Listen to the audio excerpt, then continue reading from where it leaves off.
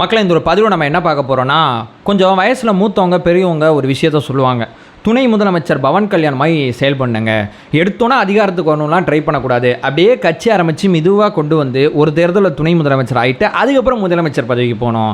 எம்ஜிஆரை சொல்கிறாரு, எம்ஜிஆருக்கு எவ்வளோ பெரிய அரசியல் அனுபவம் இருக்குது. அண்ணாவை சொல்கிறாரு, அண்ணாலாம் சும்மா ஆட்சிக்கு வரலங்க, 18 வருஷம் கஷ்டம் இருக்கிறதுக்கு பின்னாடி அப்படின்னு சொல்லி ஏகப்பட்ட அறிவுரைகளை மூத்தவங்க பெரியவங்க நிறையா கொடுப்பாங்க.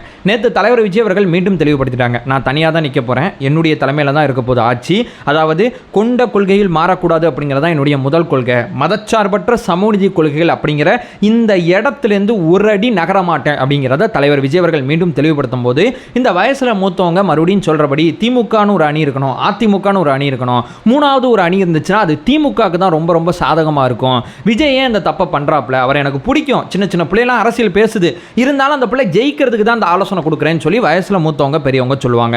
நான் இந்த வீடியோவில் இளைய சமுதாயத்தின் பிரதிநிதியாக அவங்க கூட உரையாடணும்னு நினைக்கிறேன். ஒரு தாவேக்கா தொண்டனா அந்த வயசில் மூத்தவங்கள்ட்ட பேசணும்னு ஆசைப்படுறேன்.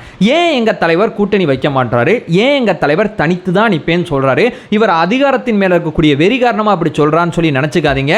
இதற்கு பின்னாடி எங்கள் தலைவர் ஏன் இந்த மிக முக்கியமான முடிவெடுத்தார்னா, எங்களை போன்ற பல இளைய சமுதாயம் நல்லா இருக்கணும் அப்படிங்கிறதுக்காண்டி தான் இந்த முடிவெடுத்திருக்காங்க. இதை பற்றி நான் உங்கள்கிட்ட ஷேர் பண்ணிக்க வேண்டியது நிறையா இருக்குது. ஒன் பை ஒன்றா தெளிவாளமாக பார்க்கலாம். உற்சாக வணக்கங்கள், வாங்க பதிவுக்குள்ளே போகலாம்.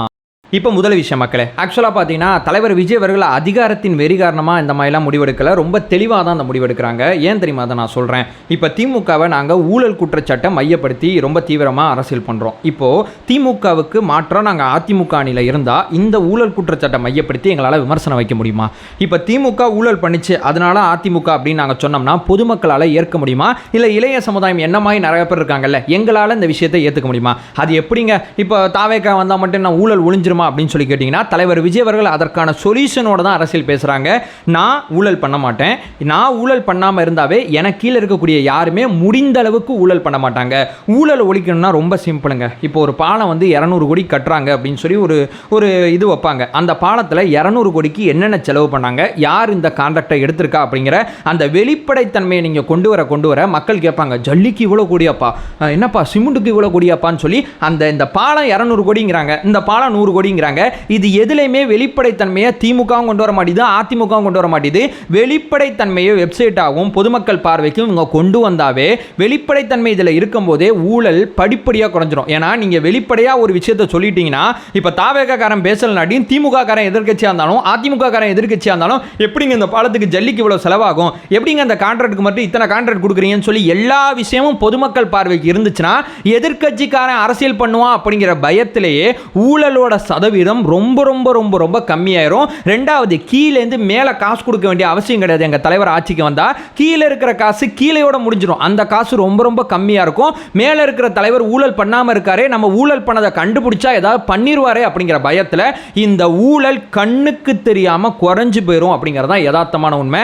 திமுக ஆட்சிலையும் சரி அதிமுக ஆட்சிலையும் சரி, விஓ லஞ்சம் வாங்கிட்டாரு, தாசில்தார் காசு வாங்கிட்டாரு, இவர் காசு வாங்கிட்டாரு, அவர் காசு வாங்கிட்டாருன்னு சொல்லி தான் லஞ்ச ஒழிப்புத்துறை செயல்படுதே தவிர திமுக காரன் ஊழல் பண்ணிட்டான் அப்படின்னு சொல்லி அதிமுக காரங்க அதிகாரத்துக்கு வந்தா இவங்களை தூக்கி உள்ள வைக்க மாட்டாங்க.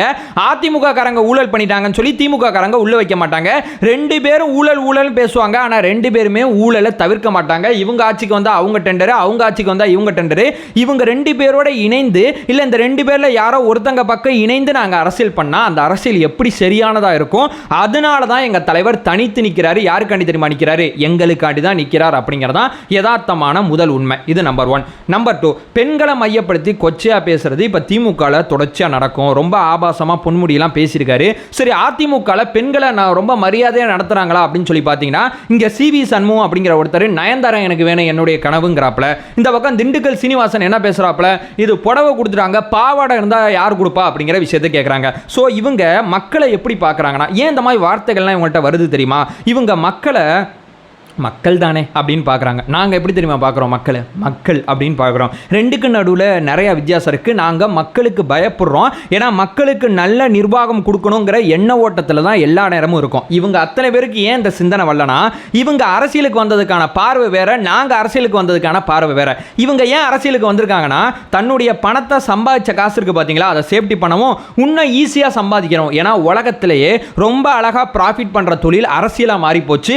கொஞ்சமாக காசு போட்டு, அதாவது எலெக்ஷன் அன்னைக்கு நமக்கு 500 1000 கொடுத்துட்டு இவங்க சம்பாதிக்கிற காசு அதோட பல மடங்கு நிறையா இருக்கு. கொஞ்சம் ப்ராஃபிட், அதாவது கொஞ்சம் முதலீடு நிறைய ப்ராஃபிட் அப்படிங்கிறது அரசியலாக இருக்கு. இன்னொன்று பார்த்தீங்கன்னா நம்மள்ட்ட இருக்கிற ப்ராஃபிட்டை யாராலுமே புடுங்க முடியாது. ஏன்னா ஒரு தொழிலதிபராக இருந்தாலும் சரி, ஒரு வேற ஏதோ ஒரு தொழில் பண்ணாலும் சரி, புடுங்குறவனே அரசியல்வாதியாக தான் இருப்பான். அப்போ அரசியல்வாதியை நம்ம மாறிட்டோம்னா நம்மள்ட்ட இருந்து யாரும் புடுங்க மாட்டாங்க அப்படிங்கிற அந்த கிளாரிட்டியில் இருக்கிறதுனால தான் அந்த திமுகலையும் அதிமுகலையும் இவ்வளோ பேர் பயணிச்சுக்கிட்டு இருக்காங்க. இவ்வளோ காசு அவங்க கையில் விளையாடுது. ஸோ இந்த நபர்கள் அரசியலை பார்க்குற பார்வை இப்படிப்பட்டதா இருக்குதுனால தான் இவங்களுக்கு பொதுமக்களை பற்றி எந்த அளவும் கவலை கிடையாது. இஷ்டத்துக்கு வாய்க்கு வந்தது உட்காந்து பேசிக்கிட்டு இருக்காங்க. குறிப்பாக பெண்களை தரைக்குறைவாக பேசிக்கிட்டு இருக்காங்க. நாங்கள் பொதுமக்களுக்கு நல்லது செய்யணும். எங்கள் தலைவர் பார்த்தீங்கன்னா அரசியலுக்கு வந்து தான் பணம் சம்பாதிக்கணுங்கிற அவசியம் கிடையாது. அரசியலுக்கு வந்து தான் புகழ் சம்பாதிக்கணுங்கிற அவசியம் கிடையாது. அரசியலுக்கு வந்து தான் தொண்டர்களை சம்பாதிக்க வேண்டிய அவசியம் கிடையாது. அவர் ஆல்ரெடி எல்லாத்தையும் சம்பாதிச்சு வந்து தான் அரசியலுக்கு வந்திருக்காரு. அவர் ஒரு தடவை ஒரு மேடையில் சொல்லியிருப்பாரு, எல்லாத்தையும் பார்த்தவன் அரசியலுக்கு வந்தா அவனுடைய நிர்வாகம் எப்படி இருக்கும் அப்படிங்கிறத நீங்க பார்க்கணும்ல. அதற்காண்டி தான் தாவேகா அப்படிங்கிற கட்சி ஆரம்பிக்கப்பட்டிருக்கு அப்படிங்கிறத தலைவர் விஜய் அவர்கள் சொல்லியிருப்பாங்க. ஸோ திமுகவும் அதிமுகவும் அரசியலை பார்க்குற கண்ணோட்டம் வேற, தாவேகா தலைவராக விஜய் அவர்கள் அரசியலை பார்க்குற கண்ணோட்டம் வேற. அதனால தான் தலைவர் விஜய் அவர்கள் கண்டிப்பாக அரசியலுக்கு வரணும், தனித்து நிற்கணும், சமரசம் பண்ணிக்கூடாதுங்கிறதுல இந்த இளைய சமுதாயம் ரொம்ப தெளிவாக இருக்குது அப்படிங்கிறது என்னுடைய 2வது பாயிண்ட். இப்போ 3வது கடைசியான ஒரு விஷயத்தை சொல்லிக்கிறேன். ஆக்சுவலாக இந்த கட்சிகள் எல்லாத்தையும் கவனித்து பார்த்தீங்கன்னா ஜாதியை மையப்படுத்தி அரசியல் பேசுவாங்க. நம்மளுடைய ஜாதி பிரச்சனையில் இருக்குப்பா, நீ வந்து நம்ம ஜாதிக்கு வந்து ஓட்டு போட்டுரு அப்படின்னு சொல்லுவாங்க. நம்மளுடைய மதம் பிரச்சனையில் இருக்குன்னு சொல்லி மதத்தை மையப்படுத்துவாங்க. நம்மளுடைய மொழி, நம்மளுடைய இனம் இதெல்லாம் பிரச்சனையில் இருக்குன்னு சொல்லி ஒரு குரூப் அவங்க ஒரு பக்கம் பேசுவாங்க. ஜாதி, மொழி, இனம், அது மட்டும் இல்லாமல் மதம், இதை மையப்படுத்தியே அவங்க அரசியல் பேசுவாங்க. இது எதுவுமே வேணாம், மதச்சார்பற்ற சமூக நீதி கொள்கைகள்னு சொல்லி சமத்துவ சிந்தனையோட அந்த அரசியல் களத்துக்கு வந்தார்னு வைங்களேன், மக்களை ஒருங்கிணைக்கிறது ரொம்ப ரொம்ப கஷ்டம். இதான் யதார்த்தமான உண்மை. ஏன்னா ஜாதினா நம்ம ஜாதிக்கரம்பாவேன், நம்ம மாத்துக்கரம்பாவேன், நம்ம தமிழம்பாவேன் அப்படின்னு சொல்லி ஈஸியாக மக்கள் ஒன்று சேர்ந்துருவாங்க. உணர்ச்சிகளை மையப்படுத்தி அரசியல் அவர் பண்ணாம சமத்துவ அரசியல் அப்படிங்கிற ரிஸ்க் எடுக்கிறாரு. ஆனால் இவருக்கு எதிராக அரசியல் பண்ற அத்தனை பேரும் உணர்ச்சிகளை மையப்படுத்தி அரசியல் பண்றாங்க. அரசியல்னா என்னங்க? சமூக நீதி, சமூக நீதினு சொல்றாங்களே, சமூக நீதினா என்ன? முதல்ல ரொம்ப சிம்பிள். 2 பேர் இருக்காங்கனாவே எது நீதி அப்படிங்கிறத உறுதிப்படுத்துறது தான் சமூக நீதி. இப்போ நான் மட்டும் ஒரு ஊரில் இருந்தேன்னா நான் வச்சது தான் சட்டம், என்னுடைய விருப்பம், என்னுடைய எனக்கு என் நோக்கத்தை கேட்டபடி நான் பாடி ஜாலியாக இருக்கலாம். ஆனால் 2 பேர் இருந்தாங்கன்னா எது சரி அப்படின்னு பேசுறதுக்கு தான் நம்ம அரசியல் அமைப்பு சட்டத்தை உருவாக்கி வச்சிருக்கோம். இந்தியாவில் 2 பேர் 3 பேர் அல்லது 10 பேர் 2 அமைப்பு இந்த மாதிரி ஏகப்பட்ட பிரச்சனைகள் வரும்போது எது சரி அப்படிங்கிறத நமக்கு வகுத்து கொடுத்ததான் அரசியலமைப்பு சட்டம். அந்த அரசியலமைப்பு சட்டம் மதச்சார்பற்ற சமூக நீதி அடிப்படையில் இருக்கு. அப்போ அந்த அரசியலமைப்பு சட்டம் அடிப்படையில் ஒரு நிர்வாகத்தை நம்ம அமைச்சோம்னா எந்த மதத்தையும் சார்ந்தவங்களா இருக்கக்கூடாது, எந்த ஜாதியும் சார்ந்தவங்களா இருக்கக்கூடாது, எந்த மொழியை சார்ந்தவங்களா இருக்கக்கூடாது. என் மொழி, என் ஜாதி, என் மதத்தை மையப்படுத்தி அந்த நீதியை உறுதி செய்யற இடத்துல என் ஜாதி கரம்பாவேன் அதனால அவனை விட்டுறேன், என் மதத்து கரம்பாவேன் அதனால அவனை விட்டுறேன்னு சொல்லி இந்த சமரச போக்கு எங்கேயுமே இருக்கக்கூடாதுங்கிறதுனால தான் தாவேக்காவோட கொள்கை மதச்சார்பற்ற சமூகநீதி கொள்கையா இருக்கு. இதை மையப்படுத்தி அரசியல் பண்ணும்போது இவங்க 2 பேர்ல யாரோ ஒருத்தவங்களோட நாங்கள் கூட்டணி சேர்ந்தா இந்த விஷயம் சாத்தியமா? நல்லா யோசிச்சு பாருங்களேன். திமுகவை எதிர்க்கணும்னு சொல்லி நாங்கள் அதிமுகவோட சேர்ந்தாவோ, பாஜகவை எதிர்க்கணும்னு சொல்லி திமுகவோட சேர்ந்தாவோ, இந்த 2 பேரும் பார்த்தீங்கன்னா பேர் தான் வெவ்வேறு இருக்கு. இந்த 2 பேரும் பண்ற அரசியல் யாரை எதிர்த்து இவங்க அரசியல் பண்றாங்களோ அதே அரசியல் தான் இந்த மண்ணில் பண்றாங்க. அரசியல் அப்படிங்கிறது நிர்வாகம் சார்ந்ததாக இருக்கணும். நிர்வாகத்தை விட்டுவிட்டு இவங்க அத்தனை பேரும் அரசியல் பண்ணிட்டு இருக்காங்க. இவங்க கூட சேர்ந்து எங்களால் எப்படி இணைந்து செயல்பட முடியும், இணைந்து பயணிக்க முடியும்? ஊழல்ல இணைந்து செயல்பட முடியாது. மக்களை பார்க்குற கண்ணோட்டமும் ரொம்ப தப்பு.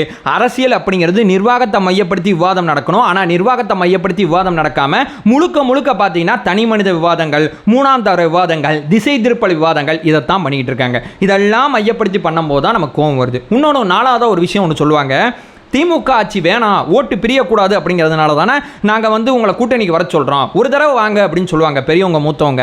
அவங்கள்ட்ட நான் ஒரு விஷயம் சொல்லிக்கிறேன். அதிமுக கூட்டணியில் பாஜக 27 தொகுதிகளில் போட்டியிட போகிறதா செய்திகள் வருது. இந்த 27 பார்த்தீங்கன்னா மதத்தை மையப்படுத்தி இருக்கக்கூடிய தொகுதியாக இருக்குது, கோவிலை மையப்படுத்தி இருக்கக்கூடிய தொகுதியாக இருக்குது. அப்படிங்கிறத கவனித்து பார்த்தா தெரியும். மதுரை, திருப்பரங்குன்றம், திருச்செந்தூர், கோவை இந்த மாதிரி வந்து கோவில் எங்கெங்கே இருக்கோ அதை மையப்படுத்தியே இவங்க வந்து தொகுதி வாங்குறாங்க.